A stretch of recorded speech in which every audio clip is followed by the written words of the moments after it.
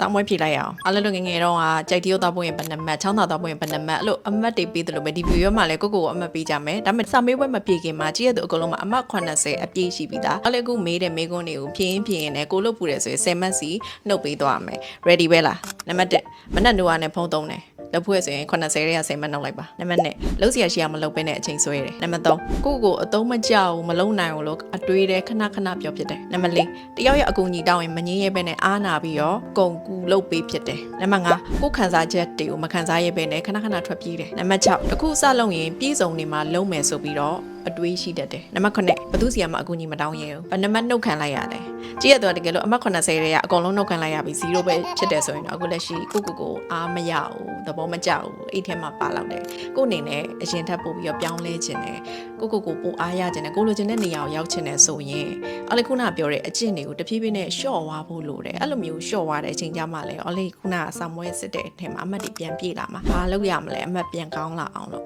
အော်လေခုနပြောတဲ့အကျင့်တွေစန့်ကျင်ဘက်တဲ့အကုန်လုပ်ရမယ်ဒီအကျင့်တွေကိုတဖြည်းဖြည်းနဲ့ရှော့ရမယ်တကယ်လို့အချိန်ကာလတစ်ခုသတ်မှတ်ပြီးတော့အလေးခုနပြောတဲ့အလေးချင်းတွေကိုတဖြည်းဖြည်းနဲ့မလုပ်ဘဲနဲ့စူးစမ်းနိုင်မယ်ဆိုရင်အလေးရဲ့ဒီဗီဒီယိုကိုနောက်တစ်ခေါက်ပြန်လာကြည့်ပြီးတော့ကိုယ့်ရဲ့အမှတ်ကိုပြန်ပြီးတော့စစ်ဆေးကြည့်ပါအခုရောအမှတ်ပေါင်းဘယ်လောက်ရလဲအလေးဒီဗီဒီယိုအောက်မှာ comment ပေးခဲ့ပါဦး